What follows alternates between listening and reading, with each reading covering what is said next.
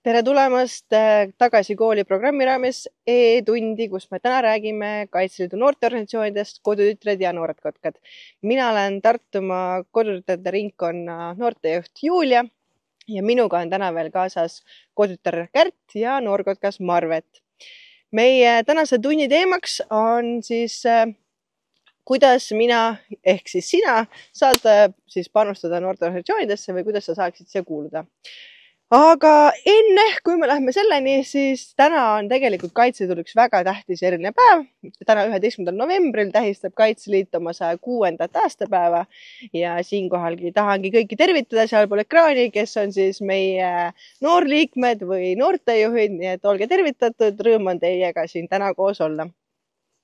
Nii, aga lähme siis noorteorganisatsioonide juurde. Kes või mis on kodutütar või noorkotkas või mida see organisatsioon endast kujutab? Siin on hea vist minna tagasi selleni, et noored kotkad ja kodutütar on esimene võimalus noorel panustada laiapindsesse riigikaitsesse. Ja kuidas ta seda teha saab, ongi läbi tegelikult siis meie tegevuste ja see on selline huvihariduslik ja isamaaline tegevus.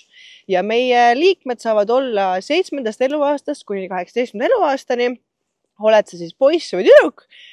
Vahet pole, selles mõttes, et meil on noored kotkad poistele, kodutütar tüdrukutele ja saad igal juhul meiega liituda, kui sul ainult endal see huvi on. Mida me siis metsas või ka siseruumides teeme, siis meie peamised tegevusvaldkonnad jagunevad 6 valdkonda. Ja 6 valdkonna jaoks, kuidas me siis neid erinevaid teadmisi saame, on meil ägedad sellised õpiraamatud nii kodutütratele kui noortele kotkastele, mis aitavad siis rühmavanemal või rühmapealikul oma noortega erinevaid teadmisi omandada. See aidab sellise sihi, et kuhu pool edasi minna. Ja nagu ma mainisin, siis on erinevad 6 valdkonda, siis seal on turvalisus, ohutus, meil on seal nii-öelda matkatarkused, meil on seal riigikaitseblokk, meil on Eesti loodus, ajalugu ja võib-olla kui teil tekib küsimus, et ajalugu ja miks meil seda vaja on, siis tegelikult me peame alati teadma oma traditsioone, me peame teadma, kust meie nii-öelda väike Eesti alguse sai ja mis on sellised olulised tähtpäevad, mida tuleb alati meeles pidada. Ja nagu mainitud, siis selleks on need 2 väikest õpiraamatut, mis meid aitavad nii-öelda järel hoida. Noor ise saab vaadata, kui kaugele ta on edasi jõudnud ja rühmavanemal või rühmapealikul on ka hea vaadata, et mis tasemel tema rühm on, et siis edasi kogu aeg areneda ja uusi ja põnevaid teadmisi juurde omandada. Lisaks sellele, et teil ei tunduks, et me ainult õpime siin, siis me teeme ka väga ägedaid asju väljas ja praegu oleme ka Tartumaa noortekotkaste ja kodutütarde siis laagriplatsil, kus noored ise on oma kätega siin ehitanud varjualuseid, on siin püstkoda püsti pannud ja siis on nad teinud laudasi, pinke ja kogu aeg, iga kord, kui me siia tuleme, siis nad jälle midagi ehitavad, korrastavad, et see laagriplats püsiks korras ja et meil oleks jälle ja jälle hea siia tulla ning võiks isegi öelda, et see on niisugune hea nagu koduhoov meile, kus me ikka ja jälle saame kokku ja mängime ja et õpime erinevaid uusi osaoskusi, saame teadmisi, rakendame neid, et ega lõkke tegemine ilmselt tundub, et ei ole väga keeruline, aga alati on hea, kui tead ikka mingeid nippe. Nagu mainitud, siis on 6 erinevat valdkonda, kus siis saame erinevaid teadmisi ja oskusi, mida me saame siis pärast rakendada oma tegevuses siis kas võistlusmatkadel, mingites suuremates laagrites ja võistlusmatkasi ja erinevaid muid rännakuid või laagreid tehakse nii maakondlikult kui ka üle Eesti. Et kuna meid on igal pool Eestis laiali ja meil on 15 maakonda, siis igal pool on oma sihuke pesa noorkotkastest ja kodutütardest ja kui on erinevad võistlused, siis me tuleme kokku. Kõige paremad tiimid lähevad võistlustulla ja seal nad siis saavad erinevates nii-öelda ülesannetes näidata, kui heal tasemel nende teadmised ja oskused on ja lõpuks me saame välja kuulutada siis võitja ja nii tekivadki siis meil nii-öelda sellised pingeread võistluste puhul, et kes on siis kõige tublimad noored ja ka Tartu noored on väga palju võite sel aastal korjanud, et on noorematel matkamängudelt tulnud ja on ka vanematelt võistlusmatkadest neid tulnud, nii et ja kindlasti on meil igal pool mujal ka väga tublisi, aga ikka tasub ju enda oma natuke kiita, on ju. Nii, täna, mis me siis täna teeme, me räägime teile ka lisaks sellele, et mis on Kaitseliidu noorteorganisatsioonid, siis meil on plaanis teile õpetada selleks 2 sõlme ja 2 sõlmest räägivad teile siis koolitar Kärt ja noorkotkas Marvet. Kumbki saab õpetada teile 1 sõlme, aga ärge muretsege selles mõttes, et kui te tahate ka rohkem õppida, siis meil on Opiku platvormil väga palju erinevaid sõlmi veel, mida meie siis kasutame kas oma tegevuses või teeme neid. Nii et ma usun, et kõik klassid peaks tegelikult kursis olema Opikuga, sest ma tean, et ka õpetajad kasutavad seda. Nii et ma usun, et te leiate need. Aga siit edasi ongi hea paslik minna siis esimese sõlme juurde, mida õpetab teile siis selgeks meil noorkotkas Marvet ja Marvet siis saab ise sellest juba täpsemalt rääkida. Mina õpetan siis meremehe sõlme, mida saab kasutada 2 nööriotsa omavahel ühendamiseks. Juhul kui näiteks on katki läinud 1 nöör, näiteks telginöör, ja ka telk on vaja ikkagi püsti panna, siis on vaja nöör ära ühendada. Selle sõlme jaoks me võtame 2 nööri juppi, paneme ühe otsa üle teise, vasak üle parema, toome alt läbi. Nüüd paneme parema üle vasaku, aasast läbi, pingutame ja sõlm on valmis. Seda saab siis hästi kergelt lahti võtta. Näitan veel ühe korra. Vasak üle parema, alt läbi, parem üle vasaku, aasast läbi ja pingutame. See on siis meremehe sõlm. Mina õpetan siis sellist sõlme nagu seasõrg. Seda sõlme kasutatakse näiteks kotisuu sulgemiseks või siis üldse mingi asja ümber sidumiseks. Selle jaoks läheb meil vaja 1 nööri. Siia nööri sisse teeme 2 aasa. Ühe teeme ühtepidi, nii et see ots, mis siit alla ripub, on teise nööri ees ja teise teeme teistpidi, et see nöör oleks tagapool. Nüüd võtame selle aasa, kus see nöörijupp on tagapool ja paneme teise ette. Et nende 2 aasa kokku saamisel tekiks veel 1 aas. Seda saab nüüd millegi ümber panna. Selle jaoks näiteks saab kasutada sõbra abi.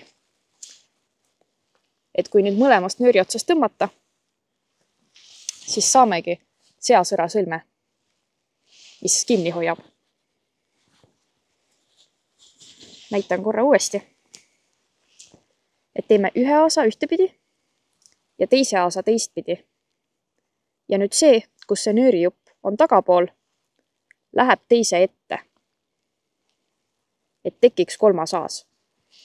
Ja võtame näiteks oksa,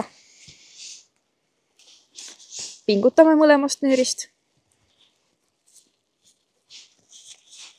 Nii, et siia keskele tekiks nagu rist. Ja see ongi seasõrg.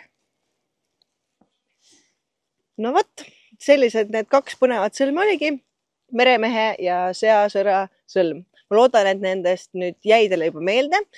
Tegelikult üsna lihtne, kui te hakkate mõtlema ja me kasutame ju sõlmi igapäevaselt. Me seome oma pael, saapaid kinni, ma ei tea, tahame kotisuud kinni siduda või siis nagu ongi, et on vaja siis laagriplatsil midagi omavahel siduda, siis nendest on kasu igal pool, oled sa siis kodus, koolis või hoopiski siis laagriplatsil.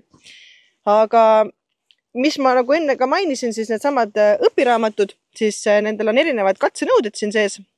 Ja see sama näiteks seasõrg ja meremehe sõlm, mida siis Kärt ja Marvet õpetasid teile, on ka ühed katsenõueteks, et siis kodutütar või noorkotkas oskab teha selliseid sõlmi ja siis ta saab siia niimoodi vahvalt allkirja ja on jälle üks teadmine osaoskus omandatud ja kui need on väga palju, siis selle põhjal saab anda ka noortele erinevaid järke. Et järke on meil siis 6. kuni 1. järguni ja see näitab siis, kui kõrgele tasemele on sinu teadmised ja oskused juba jõudnud. Lisaks sellele veel taustaks tütardest kotkardest, et meil ei ole ainult siis tegevused nii-öelda Eestis, vaid me käime ka vahepeal sõpradel külal üle piiri, et meil on Lätis, Leedus, ka Suurbritannias noori, kellega me koostööd teeme ja ka sel aastal näiteks käis grupp Eesti noori siis Suurbritannias oma sõpradel külas seal, kes siis samamoodi tegelevad noorteorganisatsioonidega ja said seal ennast proovile panna nende tegevustes, nii et selline rahvusvaheline suhtlus käib meil samuti. Nii et kui sind huvitab kodutajate noortekotkasse tegevus, tahad panustada nii-öelda laiapindsesse riigikaitsesse, siis see on sinu esimene võimalus, kus seda teha.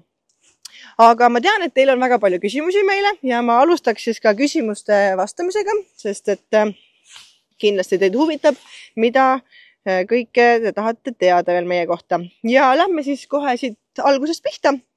Ja küsimus on, et kas noorteorganisatsiooni saab astuda igast Eesti linnast.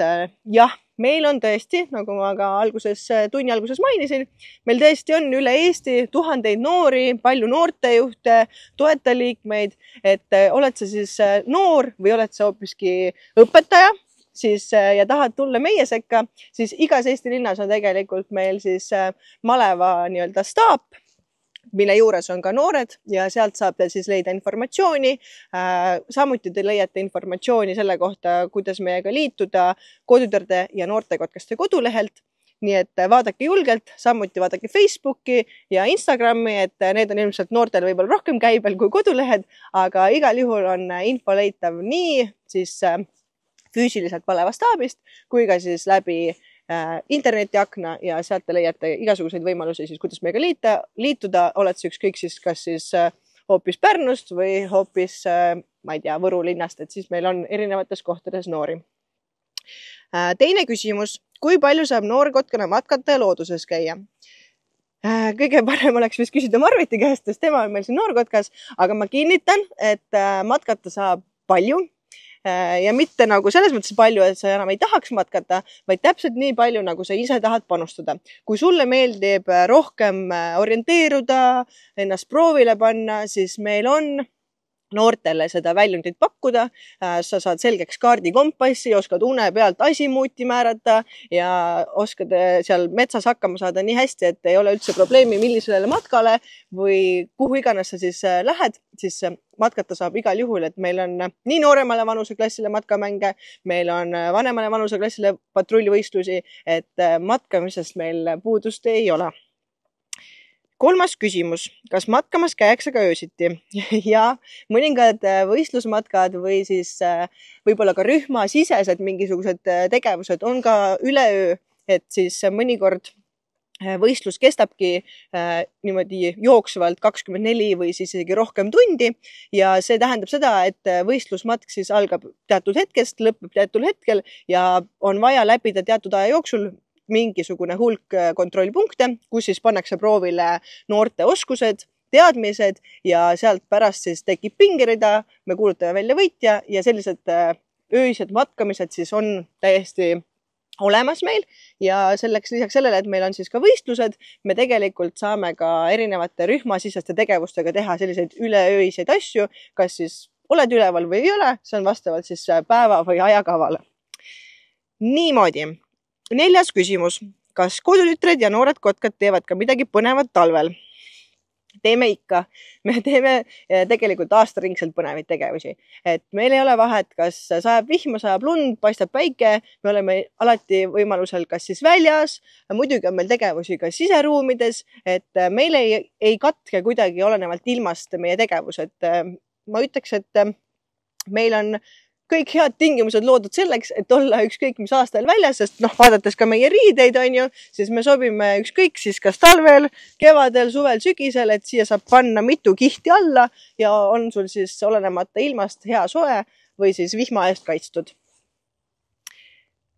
Siit edasi on siuke tore küsimus mulle, et kas ma olen olnud kodutütar. Jah, tõesti, minu teekond algas juba 2002. aastal, kui ma sain esimest korda sõpradega koos minna kevadlaagrisse.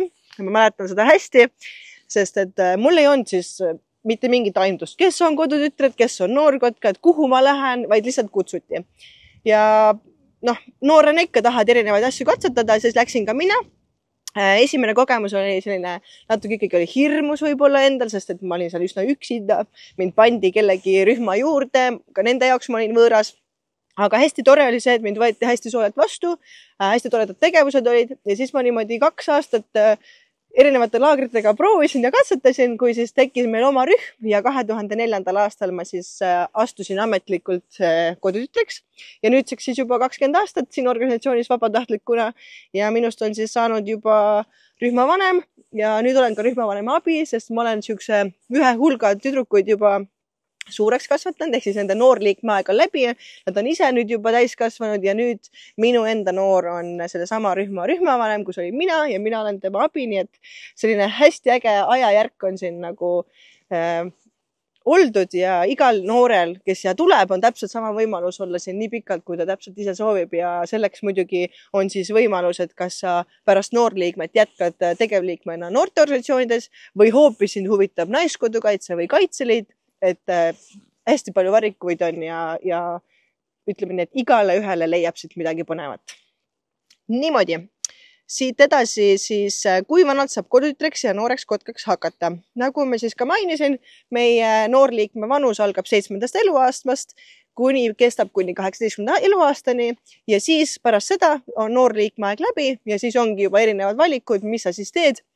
Kas hakkad ise rühma juhtima, hakkad rühmavanemaks või rühmapealikuks, oled sa siis toetajaliige ehk siis panustad erinevates tegevustes lihtsalt oma osaoskuste teadmistega, tuled näiteks laagrisse õpetama, kuidas lõket teha, õpetama, kuidas sõlmi teha või siis hoopiski lähed mõnele koondusele, kus siis õpetad mingisuguseid siukseid siseruumis olevaid teadmisi, oskusi, mida on hea klassiruumis näiteks õpetada, olgu selleks siis näiteks loomajälgede tundmine või hoopiski mingite taimede tundmine.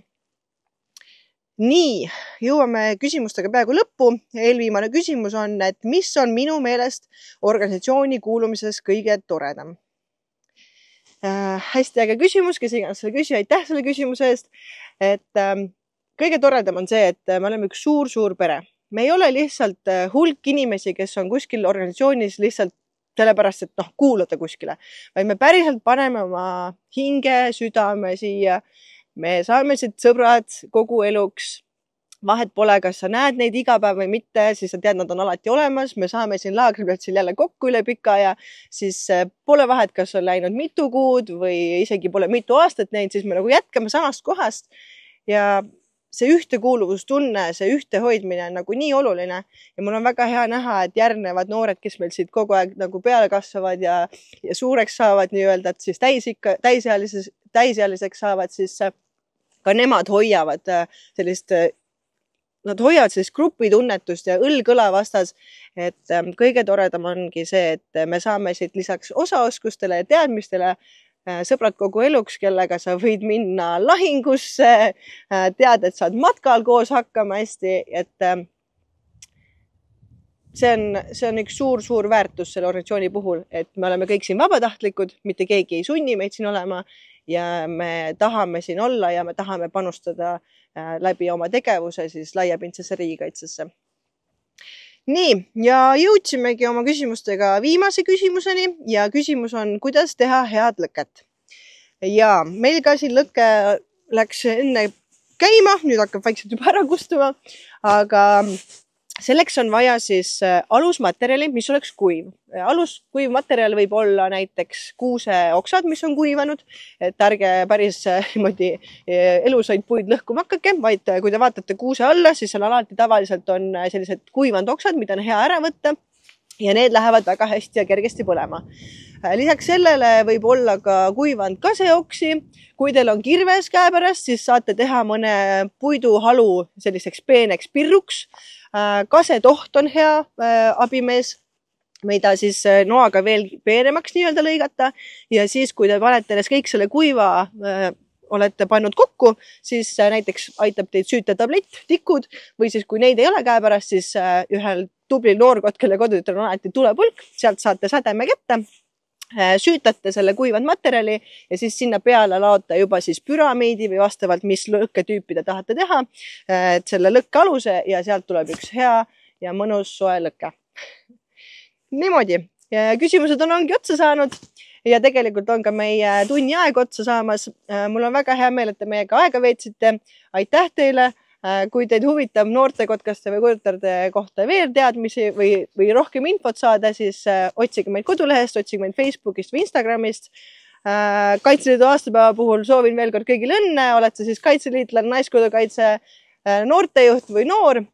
Teiega on alati tore ja järgmiste kohtumistele, nii et olge terved, tehke sõlmi, sest neid on vaja ja leidke meid internetist. Tšau!